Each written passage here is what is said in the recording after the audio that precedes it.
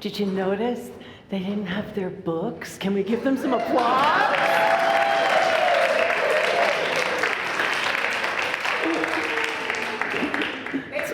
They practice, but that's like, you can feel the growth, right? It's a thing to not have something there kind of protecting you, right? Very, very, very, that was so great. Just for you, Dean. Just for me, I love it. Oh, anybody else in here angry? I'm trying not to be, right? I mean, I've been really wrestling with like what's alive within myself. And you know me, I'm going to be honest with you about where I actually am. I'm not going to pretend I'm somewhere where I'm not. And I've been really sitting with like what to do with that stuff that's inside of me. And I know that some of it is about fear, and some of it is about anger, and some of it is about just the injustice, right? The injustice, just, I get all riled up. And I've been really sitting with how to take that energy and transform it into something that's actually useful, something that's empowering. And so this idea of like, so we believe in the power of love. We talk about that all the time. But I want to turn it into a verb. I want to turn it into loving. I want to turn it into something we're actually doing rather than just something that, it's not just something we're being. You can't do the loving if you haven't anchored the love. So there's sort of pieces to this. We have to first be the love, but then from there, there's something that we're all being invited into. And so I've really been sitting with like, okay, we're a spiritual community, so what do I get to speak to? What do I get to say in the midst of everything that's happening? And so this is something I know, is that what spirituality does is it provides guiding principles and values. That's what it does. Guiding principles and values that can inform our sense of right and wrong, and they can influence the actions and decisions that we're going to take in life. And you hear me say all the time, we are being called to live our values. We are being called to live our values. And there's this really interesting book, which I'm starting, but the quote that I loved in this was, "The role of the prophetic voice in spiritual community is not to take sides on political topics, but rather to cut through the fake and divisive narrative and call humanity back to its senses." I love this. It is to snatch from the jaws of political cannibalism the subjects of human dignity, justice, and equality, and place them back on the altar of humanity where they belong. And I get that this is like touchy because we shouldn't be political. We're a spiritual community. We shouldn't be political. And what I want to say to you is I'm not actually being political right now. I think why I get so riled up is because these are core values. These are values that live so deeply inside of me that is where my sense of injustice is arising from. And this idea of silence in the face of evil is itself evil. So we would understand evil in unity as being like missing the mark, using our powers, our capacities in a way that is not in service to the greatest good. And so silence in the face of a misuse of power, that itself is a misuse of our power. Can you feel that? Right? Not to speak is actually to speak, and not to act is actually to act. So, living into our values is not politics. To everyone, take a breath with me, okay? Living into our values is not politics. It's our fifth principle. We are the presence of God in action, and we act on these principles. It is our fifth principle. It has been with us for over 100 years in unity. It didn't just arise in this particular climate. It is something that we have been living into for a really long time. And I came up with this quote, but I think it's true. I think that love is an active force for justice. It's not passive acceptance. Right? It's an active force, right? Myrtle says this: love, love, love. Be still and know that you are one with all people. This is the way to heal the world. So if we're truly one with all people, this is our prime principle, this is our foundational teaching, then it also means that we can't turn away from their struggles. We can't pretend that that's not also happening within us, to us. So, here's a short list. Black communities are continually facing systemic racism, police violence, economic inequality. Immigrant communities are navigating fear, deportation, xenophobia, and unjust policies. LGBTQ+ individuals, especially the trans community, they are the target right now, are under attack both socially and legally. Women are fighting for equal pay, bodily autonomy, and safety from violence. Older adults experience ageism, invisibility, exclusion in workplaces and communities. And the working class is undervalued, underpaid, and left out of economic justice conversations altogether. This is what's alive in our world, and to try to pretend that it's not is doing what we would call a spiritual bypass. We do believe that the good is always present. We do believe that goodness is always available. But guess what? There's no Santa Claus God who's just going to wave a magic wand. It requires that we be the goodness. It requires that we be the hands, the feet, the voice. And I get that that's scary. I do. I get that it makes you feel vulnerable, right? It makes you feel out there somehow. It's like my life, right? My wife and I were talking about how in this particular climate, it's like we don't have the option of going back stealth. I'm everywhere as being who I am as a queer minister. My wife is everywhere being who she is. We can't go backwards, and I certainly don't want to. But it's not even an option anymore. The way we operated in the past is not even tenable for most of us in this world. Remember Don't Ask, Don't Tell? So, the thing is, it's so insidious. So these are tens of thousands of articles that were removed or are flagged for removal from the government websites. The Holocaust, gone. September 11th, gone.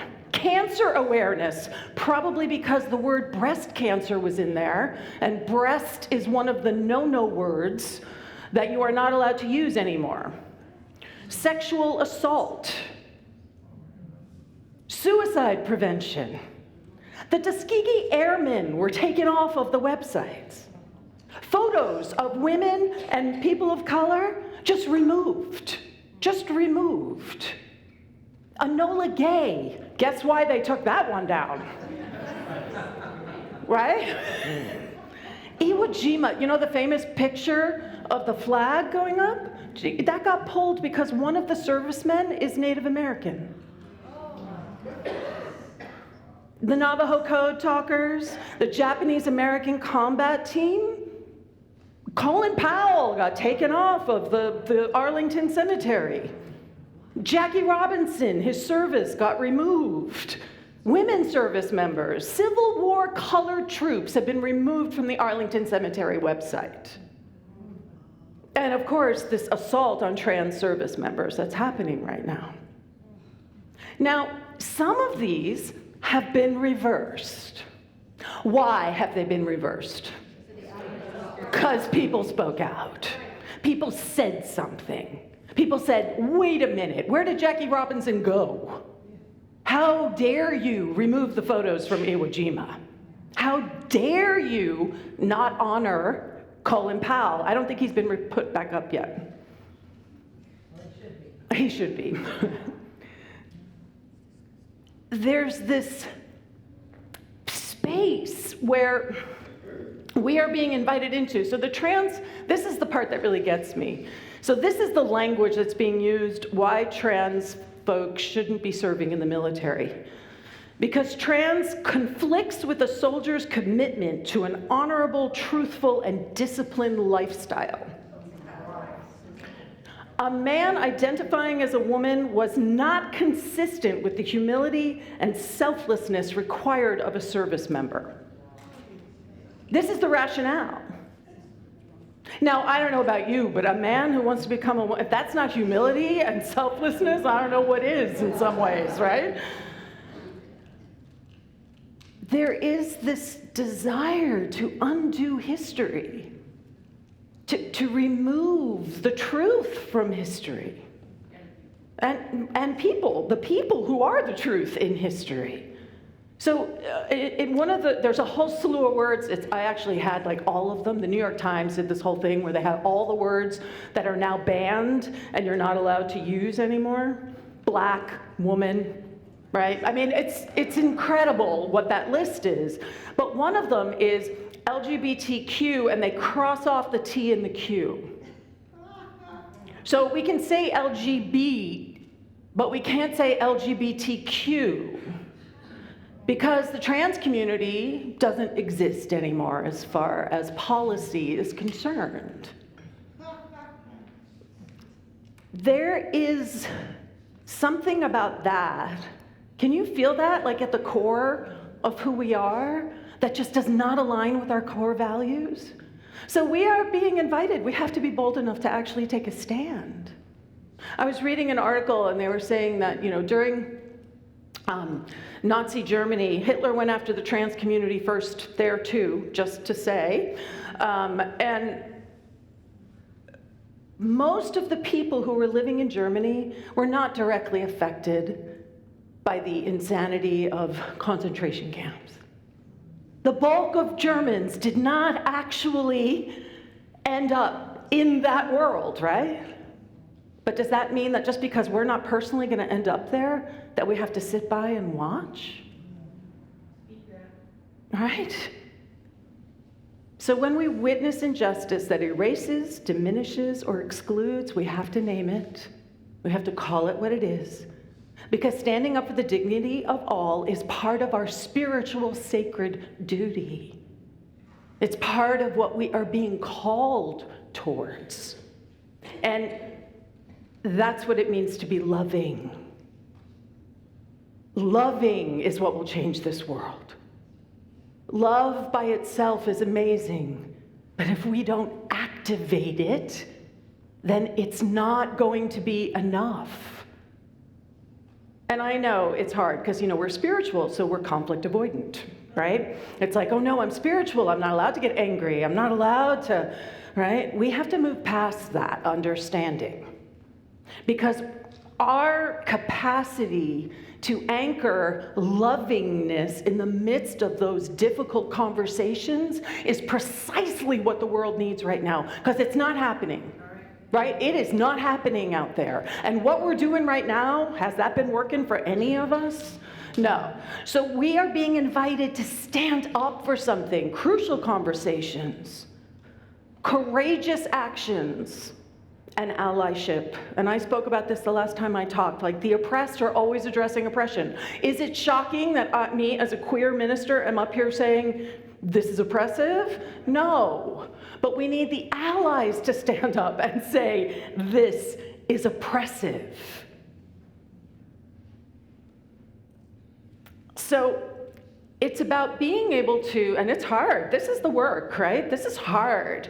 Being able to really listen to someone say something like, trans people are incapable of honor and integrity, really listen to it, and find a way to actually engage with them.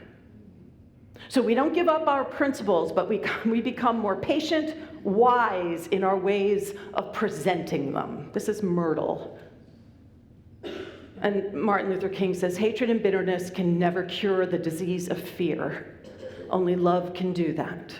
Hatred paralyzes life, love releases it. Hatred confuses life. Are we confused right now? Love harmonizes it. Hatred darkens life, love illumines it. We have to be willing to engage in a completely different way. And so what I want to invite us is to be really clear about what it is we stand for. And that can be different for all of you, because you saw that list. If trans is not your thing, there was a whole list of other things that were, right? Find your thing, right? Find your thing and make it your thing. The earth is one of them too, climate change. There are so many arenas here where what I'm speaking to is valuable. Can you feel that? Because again, it's all one. It's all one. So we have to create a brave space where all feel seen, heard, and valued. That's what we do here, right? We create this brave space, but we're also being invited to create that brave space out there where it feels a little bit more vulnerable for all of us. Educating those who resist change, and here's the catch, without dismissing their humanity. This is my working edge right now. I will be completely honest, right? This is my working edge right now. This is what we're being invited to be able to truly, authentically stand in, so that we can hold both compassion and accountability for those who are struggling to embrace inclusivity. And I can understand the fear of inclusivity, right? I can understand it because there's a sense, I feel it, right? We're always mirroring the other polarity. I feel like we're being disappeared. And guess what the people who are on the other quote unquote side are feeling? That they have been disappearing. So we're just mirroring each other. And there's gotta be a way we can open this conversation up. And it's not through politics, it's through our spiritual prism. It's through our spiritual truth. So true compassion is active. It includes justice, accountability, a commitment to growth, for ourselves and for others. We are called to be not only welcoming, but stand in bold advocacy and unwavering love. Abraham Lincoln said, "It is a sin to be silent when it is your duty to protest."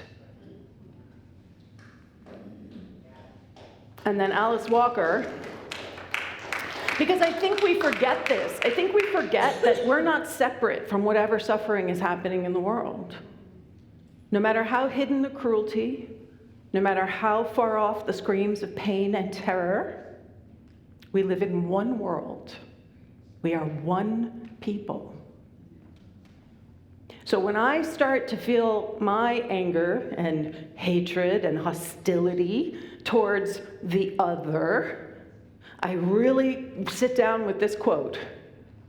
I sit down with this quote and I think the cries of screams of pain and terror are happening everywhere. And so we live in one world, we are one people.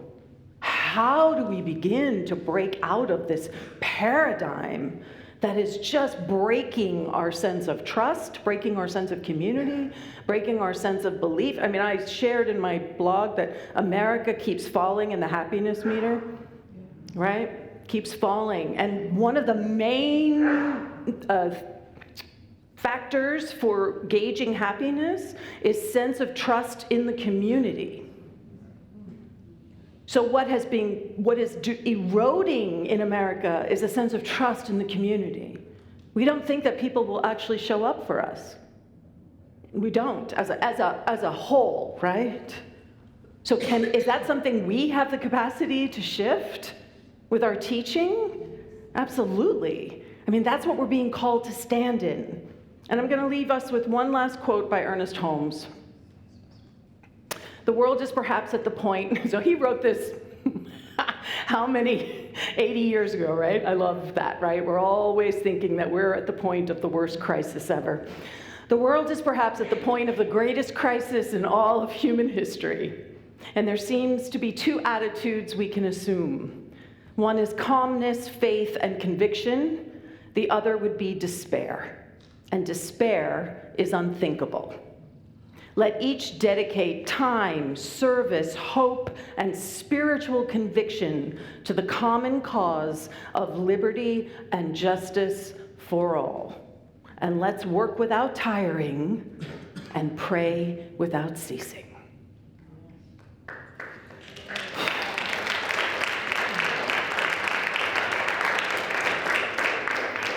So let's take this into a time of meditation, because each of us is going to be called to show up in some way, right? What is ours to do in this? Where is our voice? Where is our hands? How many people in here have called their Congress people, right? How many people called Costco? How many people called Target? There are things you can do that don't actually require that much effort, but they require intentionality. If you don't know about the app 5 Calls, you should look it up. It's an app that you put in your address, and it tells you who your representatives are, tells you who your senators are. It gives you their phone numbers. You call them directly from the app, right? And you can call them again and again and again and again. There's a reason why the Republicans have stopped holding town hall meetings. Right? But that's because there is an outcry. And so we have to keep adding our voice to it, right? We have to be clear. When I called Costco to thank them for holding up their DEI initiative, the woman said to me, I will place that on the list of support, which means that there's a list that isn't about support. All right? Phone calls matter more than emails. Right?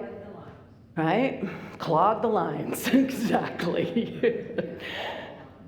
So let's just take a breath, because but can you feel what I'm inviting us into as a community? Because we keep saying something has to give, something has to change, this can't go on. Well, guess what?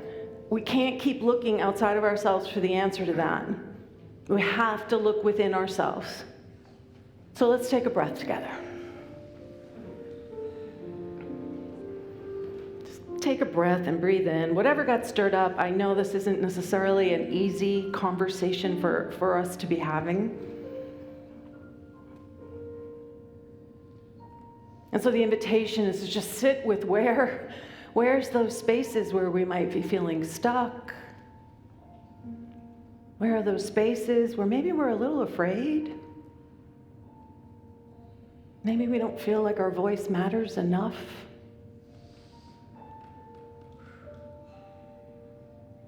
As our sense of trust and community erodes, so does our sense of feeling that we can actually make a difference, and there's parallels to that. So where is the place within you that believes that you actually aren't a point of change? And just breathe into that space and hear Martin Luther King's words, that love is what will dissolve the fear. So we ground ourselves in that love first and foremost, love for ourself and all of our foibles and all of our little idiosyncratic stuff. We love from that deep sense of love, our real authenticity, who we are called to be. And as we rest in the silence, I just invite you to just allow the wisdom that you are to guide you as to how you are invited to be loving. What does that mean for you to be the power of love in action in the world? And yes, it's going to ask you to step out of your comfort zone. We are here to grow, to evolve, to always be more and never less. So let's breathe and rest and listen to how we are invited to be the hands and the voice and the feet of the loving that will change the world.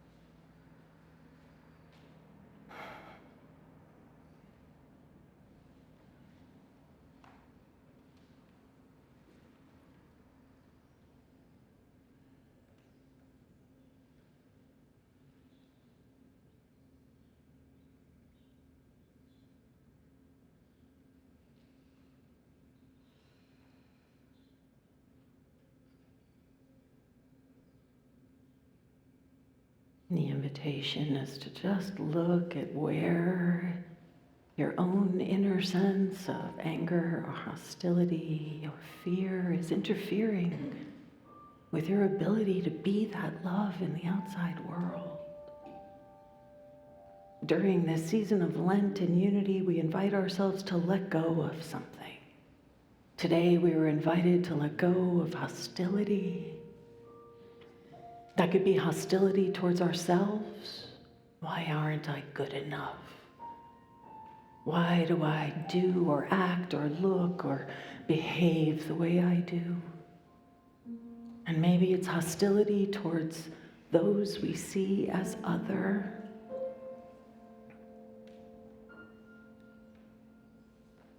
And I invite you to allow yourself to just be the presence of peace. And to be that love, that loving in action. Knowing that everything continues to work through each of us in new and powerful ways. That as we come together as a community, saying yes to what it is that we are called to be, to express, that is supported magnificently. For there is nothing that can truly stand in the way of love. There is no fear that is stronger than love. There is no hostility that is stronger than love. And so in our yes, the way is made. And so it is.